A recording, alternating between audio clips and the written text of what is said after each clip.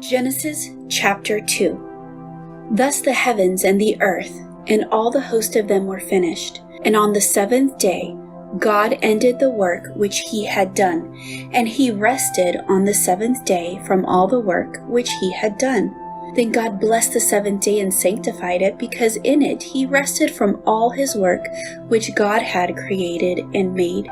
This is the history of the heavens and the earth when they were created, and the day that the Lord God made the earth and the heavens, before any plant of the field was in the earth, and before any herb of the field had grown. For the Lord God had not caused it to rain on the earth, and there was no man to till the ground.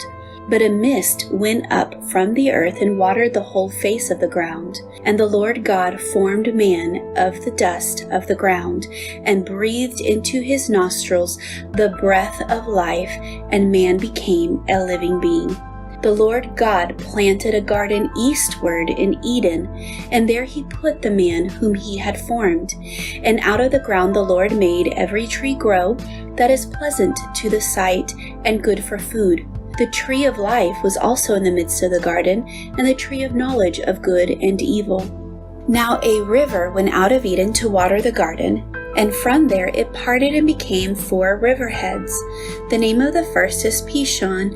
It is the one which skirts the whole land of Havilah, where there is gold. And the gold of that land is good.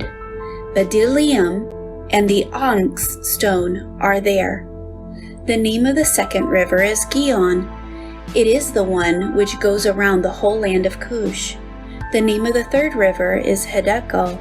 It is the one which goes towards the east of Assyria. The fourth river is the Euphrates.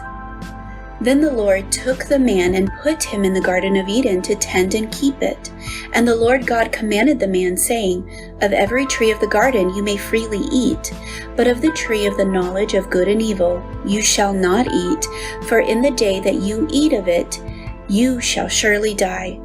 And the Lord God said, It is not good that man should be alone.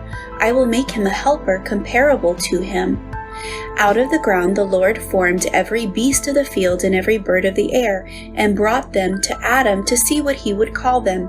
And whatever Adam called each living creature, that was its name. So Adam gave names to all cattle, to the birds of the air, and to every beast of the field. But for Adam there was not found a helper comparable to him.